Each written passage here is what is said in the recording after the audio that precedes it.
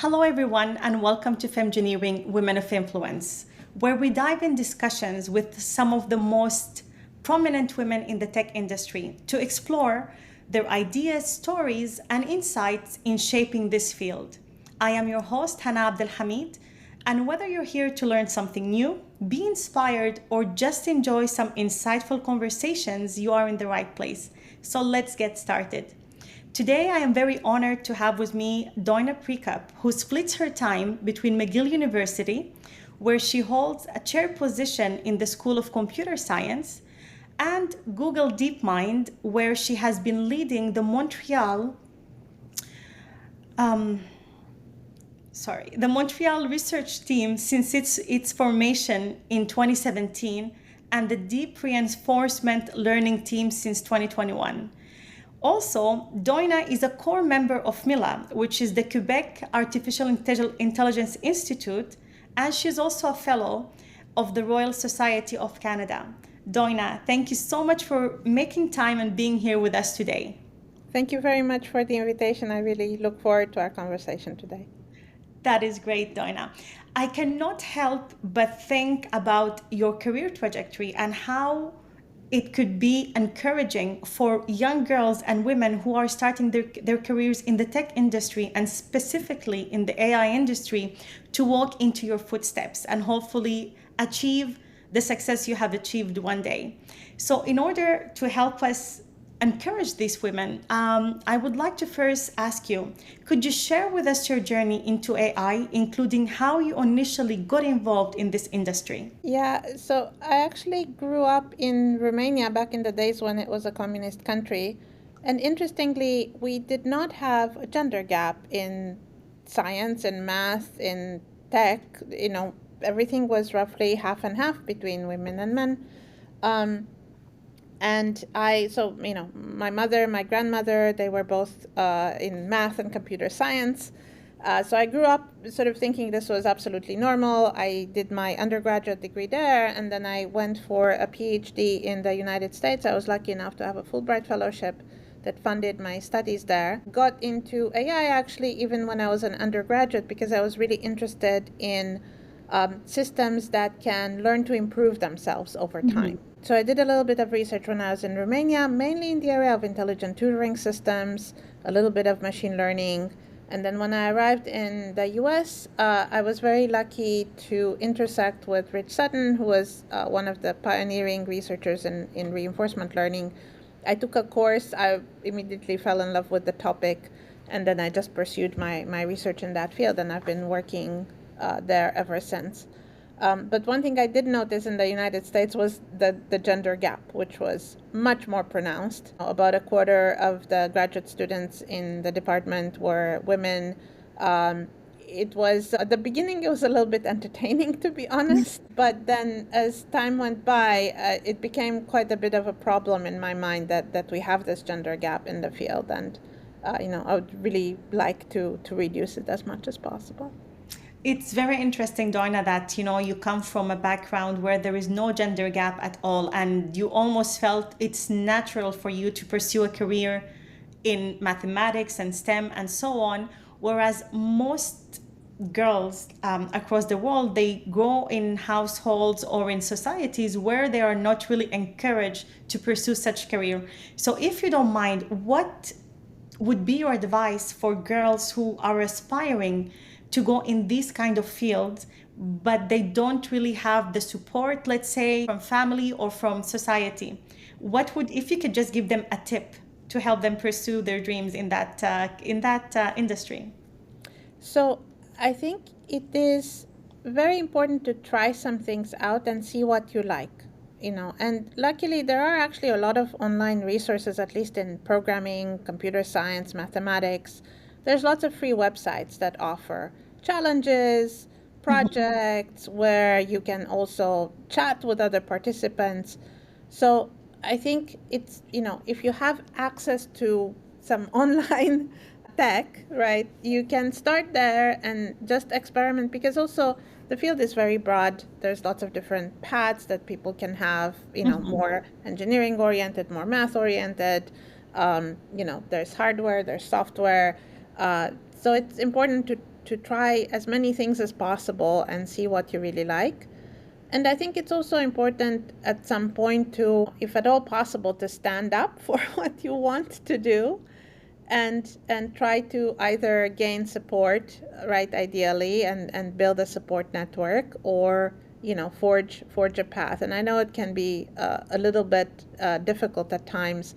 It's very important to have a support network, in my opinion. And in fact, this is something that I try to do also with the students, that we try to do among professionals here in Canada, is to have some groups, for example, along gender or racial diversity, where people mentor each other. They can simply talk about their challenges, and they can get some tips for how to build their career. That is great advice. Thank you so much, Doina. Now, I know that all of us, like regardless of the path we choose for our careers, but we have some very important and marking projects or incidences in our work. So I was wondering, can you share with us a key moment or a project that actually shaped your view of AI's role in the world and how it influenced your perception and the potential and challenges? So one defining moment sort of early in my graduate career was actually an external event, which was the Deep Blue computer playing chess against Garry Kasparov, and Deep Blue winning against Garry Kasparov. And it was, of course, it made a huge splash in the press, and all of us grad students were talking about it because we were in the field. And, on one hand, it was very impressive. On the other hand, it also shaped my thinking in the sense that, Deep Blue was very specialized. It was a special hardware for playing chess.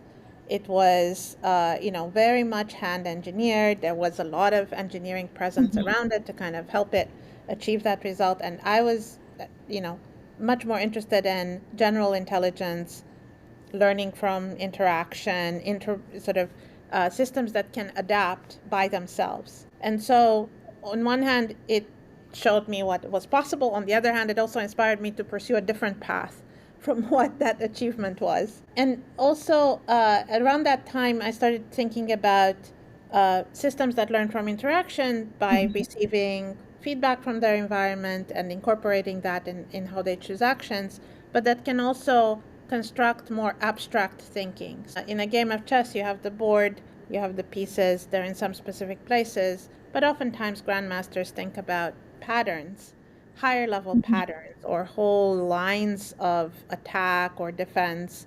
And so I started working at the time in this field of building abstractions out of the data. And that's something that I still pursue to this day. That is very inspiring, actually, that the whole story about a machine winning against a human being who has actually developed this machine or this intelligence behind the machine. I think that is something that many people are impressed by. And it's also something that encourages people to really get better learning in this type of fields and want to pursue either their careers or want to, as you did, you kind of swayed a bit of what you were initially doing, if I understand correctly, to go into something that inspired you more or you found it more challenging for you. So that is very impressive. Now, if we can move the conversation to the whole evolution landscape of artificial intelligence, can you share with us what lessons have you learned throughout the whole evolution of AI? So AI has a very rich history. And of course, right now there's an apex of activity because generative AI has made a huge splash in the general population. And of course, there's a lot of commercial activity and research activity. But there are some interesting sort of things to notice. One is that a lot of the exciting applications these days are built on ideas that have been around for a long time, right? Even decades. Okay. So the principles of how neural nets are trained based on gradient descent backpropagation, these are ideas that have been around for 40 years now almost. But it takes a long time for these ideas to go from a sort of academic stage where we see them, as being interesting curiosities, to a place where there's the engineering behind building large applications. And I think that's interesting to keep in mind for the future as well, that oftentimes there's a nugget of an idea, maybe it seems academic or foundational, but oftentimes later on there's a path for it to make a big impact. And the other interesting aspect, I would say, is that there's a lot of sort of understanding that gets built incrementally over time, and ideas that sometimes will come back in a new guise. Sometimes, for example, there can be an idea like, let's say, the transformer, which is very popular right now. It's at the basis of the large language models. At some point, it was a small paper. The purpose of it was quite different. But, with a lot of different people working on this idea, trying things from different angles and so on, eventually you find something that's really good. And so it is a community effort. It's not, one scientist in their lab thinking hard about this problem and eventually cracking it. It really is, hundreds of researchers with all their creativity, with different ways of thinking about the technology, with different problems that they're trying to solve that actually push the field forward. So we really need that kind of community to work together well. I really enjoy what you just mentioned. First of all, it took actually 40 years to get us where we are. So I find this is kind of gives hope to newer generation, because they're starting and they feel that, okay, everything has already been done. But by saying that, you give them hope that they can have an idea right now on paper that sounds maybe crazy, but if they surround themselves with the community, like you just mentioned, they can actually bring this idea into fruition. So I myself honestly did not know that it took 40 years to get us where we are right now with AI. So I'm learning something new. This is awesome. Thank you for sharing. And can you tell us about some of the challenges that have emerged in the current landscape of AI? I think one interesting challenge is the societal impact. The technology has come into its own, maybe quicker than people have thought. Okay. And that creates an interesting conundrum in terms of practical application. So on one hand, everybody wants to do text generation and image generation within the context of their companies, or just use it in their spare time. On the other hand, there's privacy issues, there's hallucinations. These systems are not always accurate in what they say. There's the issue of whether their outputs can be manipulated in a way, right, by people who are trying to steer them and create misinformation. So I feel like an interesting thing that we all need to think about now is, what is the societal impact and how do we mitigate the risks? I mean, all technologies have risks associated with them, but how do we do this in a mindful way? And I'm not thinking here necessarily about existential risk. I think a lot of the discourse in the press is dominated by will AI kill us all or not? I'm much more interested in, is AI going to screen somebody's CV and make a decision of whether they should get this job or not? Or is AI going to look at somebody's credit score and decide whether they should be given a loan or not, or what their interest should be? Very tangible, sort of real impacts. And similarly, I think in the healthcare system, there's a lot of desire to use AI tools. Healthcare systems all over the world have been quite burdened, especially since COVID. But how do we do that in a way that is fair and equitable to everybody and provides real improvement? So I think that's one of the interesting challenges. On the more sort of technical or research side, I think we are still learning quite a lot about how to scale the technology and how to build it in the most effective way possible. So for example, right now, we still require a lot of training data and a lot of compute in order to build very good models. The training data on one hand is finite and it's produced by people, and it's nice to have a way to kind of limit it, maybe, in order, for example, to preserve privacy or to meet some regulations. And in terms of the compute, we don't want to spend too much, because that means, electricity consumption, and ideally we don't do too much of that either. And so I think there's a lot of thinking on the technical side on how to improve the methodology, right? And a lot of research going on how to improve our training methodologies in order to make them more efficient, as well as, keeping or increasing the quality of the models that are being produced. Thank you for that, Doina. And I actually have a question for you more on the personal, like your opinion. Do you feel that it's going to be the challenges when it comes to the societal and ethical, like you mentioned, if AI will screen a CV and just refuse people based on certain criteria that have been trained on, does that, like your societal and ethical part, you find it more challenging, or the technical part? And this is, just your personal opinion. I love asking people this to kind of see which way people sway more. Yeah, that's a really interesting question. From my perspective, the technical part is something that I understand better. So in a way, I find it easier to think about.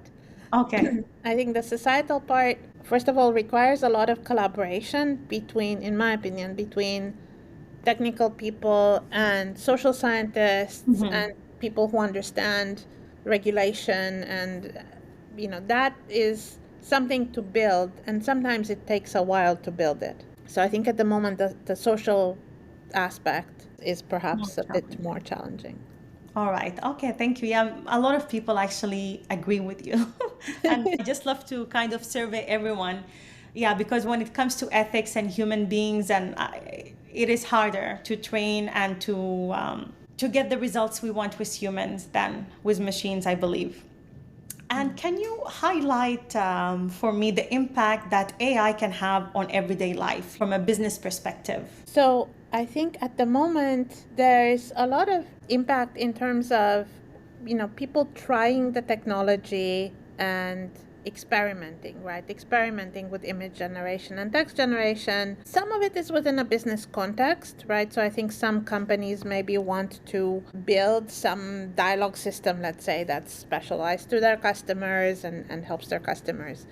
A lot of it is people just experimenting with it in their life, right? So I see my kids playing around with AI-generated characters and image generation, and it's kind of fun and entertaining. I think at the same time, there are some maybe less glamorous but more entrenched AI systems that have been around in companies for a while. So, for example, in automation contexts, right, there's oftentimes some predictor, right, some function approximator that gets trained to predict supply and demand, and to try and optimize the supply chains for moving parts here and there. Within the context of healthcare, there's a lot of systems that try to do some amount of prediction about a patient, or trying to understand, given their medical context and what they're taking, what would be the best medication to recommend. There's a lot of optimization around the emergency rooms and trying to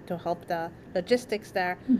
So these systems are maybe more below the surface, and oftentimes they're much closer to the application. They're not general systems, but they're purpose-built for a particular factory floor, for a particular business context.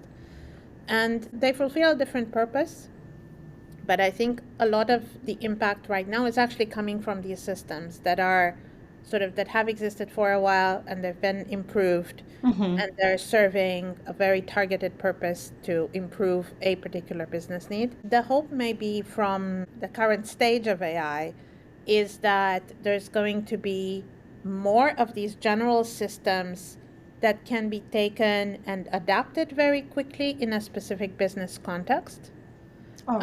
And so that may lower the barrier to entry. So if right now on a factory floor, it's just the big factories that can afford to, think about how to incorporate AI, maybe if we had a good way of taking a general system and repurposing it for some specific application, maybe that opens up the door for smaller businesses to have an entry point as well. I think it's going to be interesting to see where that lands, and to what extent we can have a transition from these more like entertainment uses of generative AI and general purpose AI systems to more of a targeted business context.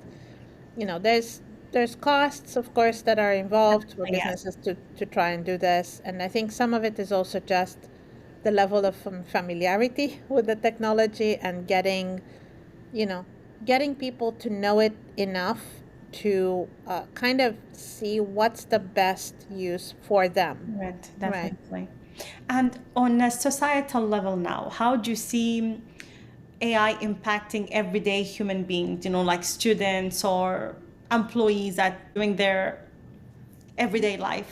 What is the impact you see on it?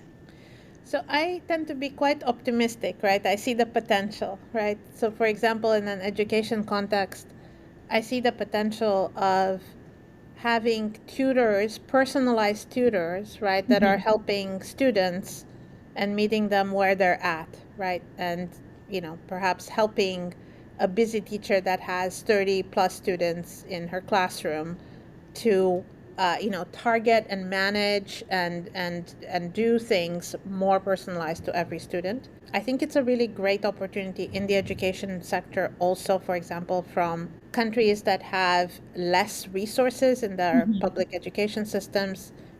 Lots of material can become available, and these online tools can really help with the level of the education system without imposing a high cost. I think in healthcare we will see a lot of benefit, again, like trying to help busy doctors and nurses maybe to keep better track, right, of what's happening with the patient kind of minute to minute. I think wherever you have a big flow of data coming in, right, that needs to be digested and summarized and presented in a way, there's a great potential for AI to be helpful. Definitely not a replacement for humans, though.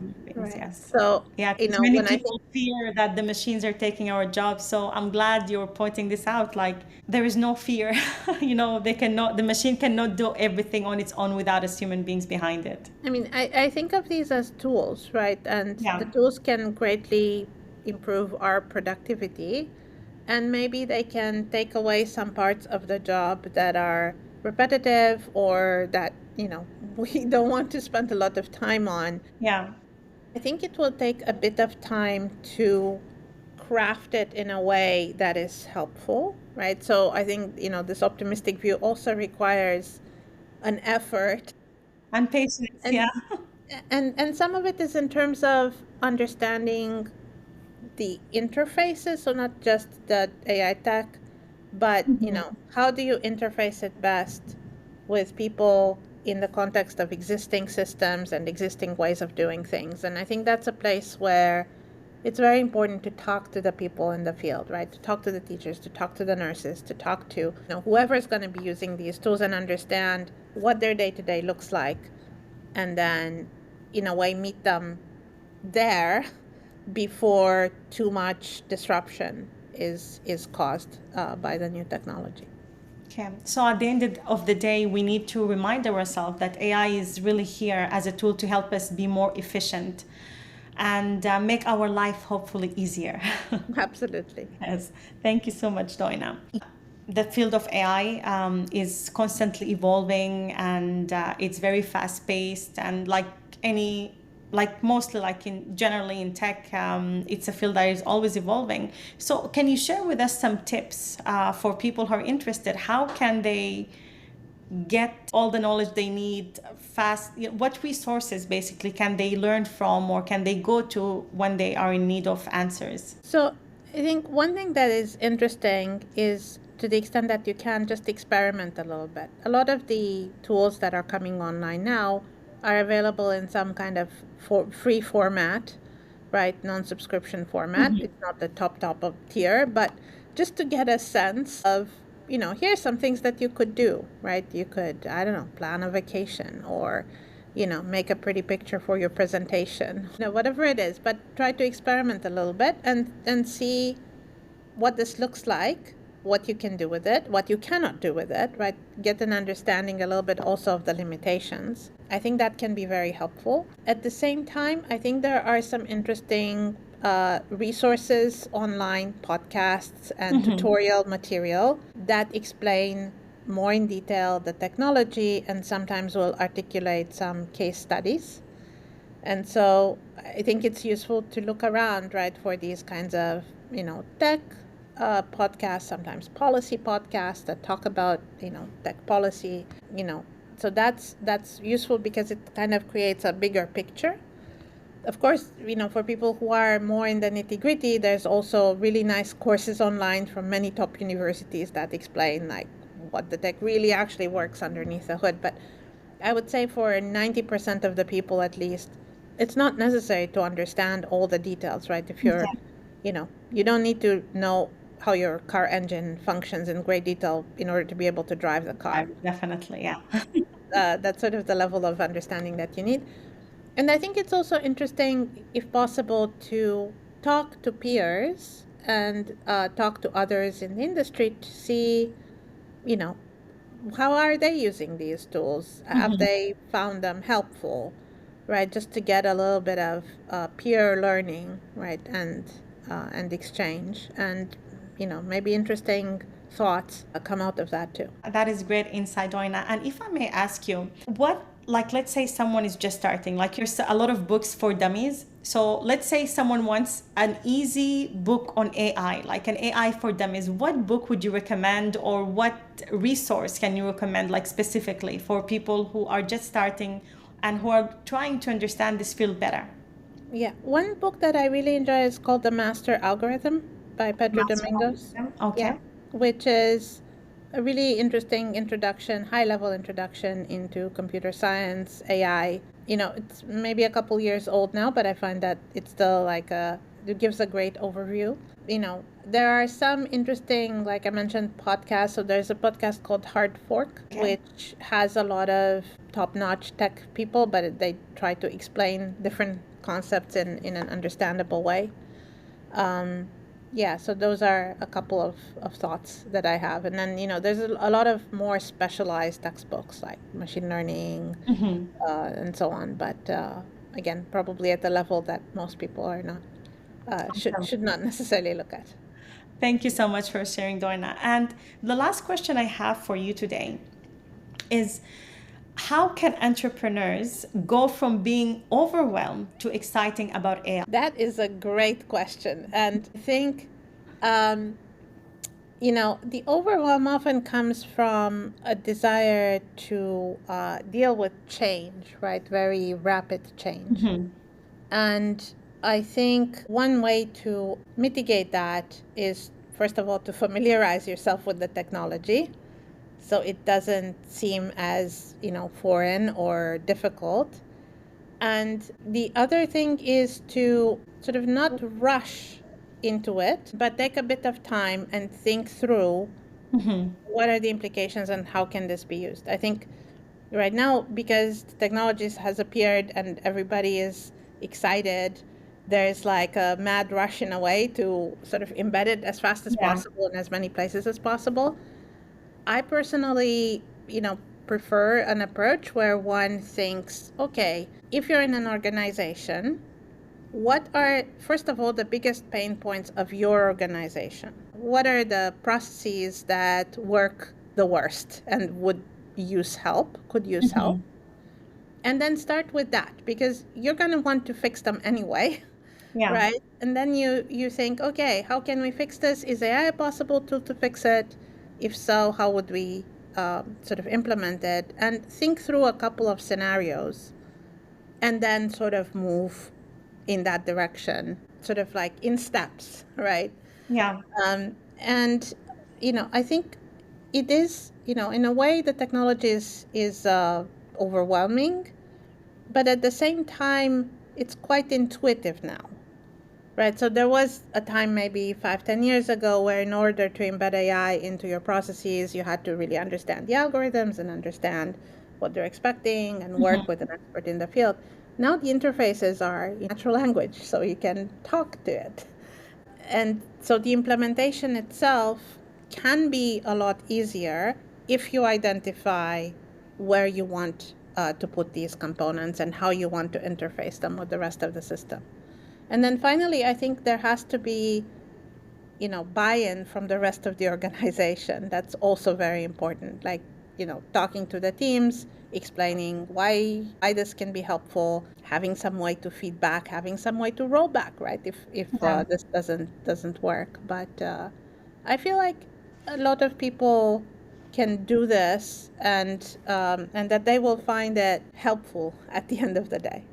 So it's important to have everyone join in a way, like to agree with integrating this new tool. Like if it's a specific tool, it's important to have everyone on board to Absolutely. have it successful. All right. Yeah, because I think otherwise there is this fear that, this is a very new tool. I won't know what to do with it. Therefore, my job is not secure, or this tool is going to replace me. Therefore, my job is not secure.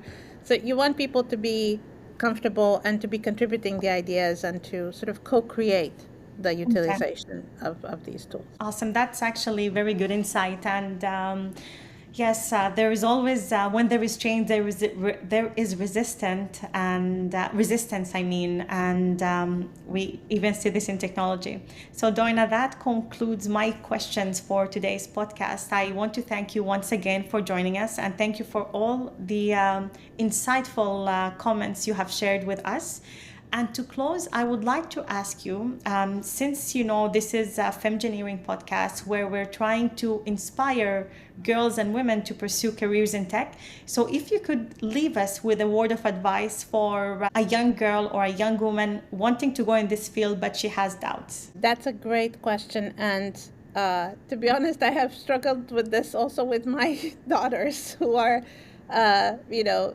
had thoughts of going into tech at a young age. One of them did, the other one did not. I think it's very hard if you start from zero and the societal structure tells you, oh, this is not for girls. This is, something that, is going to be difficult and so on. So one advice is just to build trust in yourself. Sort of regardless what you're going to do, that's just going to be helpful. And that can be by doing your own projects and, trying things out and sticking with it, even if it doesn't work out right away. Another really useful thing, again, that I found is to have and build a community that can kind of support you and be around you. So, for example, here we started something called the AI for Good Lab, is initiative to improve gender diversity in AI and machine learning. And it's aimed at sort of senior undergraduate, junior graduate students, but not necessarily with a computer science background or a math background. And it's an intensive program. We teach, first of all, some content, and then they work in teams to build some projects. And the projects have an AI for Good flavor, but a lot of it is having the team together. The team has a mentor, and doing this work kind of together also means that you forge some social connections. And those are very, very valuable, right? Alumni often come back to talk to the new students. The mentors are part of a community. So finding a way, whether it's in your school or in your workplace, finding a way to connect with like-minded people and learn together, and then also support each other in your career. That's very important. And then another thing that's really important is to realize that it's sometimes a struggle for everybody to learn these things. I think sometimes, if you're not talking to anybody, you feel like I'm the only one that's not understanding this math problem, or I'm the only one who can't come up with a solution to this project. But oftentimes, everybody, if you're struggling, everybody else is struggling. So it's a matter of, first of all, asking for help if you need help, and second of all, talking to other people and brainstorming and understanding that some things are just hard for everybody and you just have to stick with it. And I have seen a lot of students really blossom into future AI careers, even if they started with absolutely no knowledge and not even thinking that this is going to be their future. So there's definitely always a path. You just need to stick with it. Just stick with it. That is actually very good advice. Thank you so much, Doina, for joining us today. Thank you, everyone, for being here, listening to us, and see you next time on another episode of Femmegineering Women of Influence. Thank you.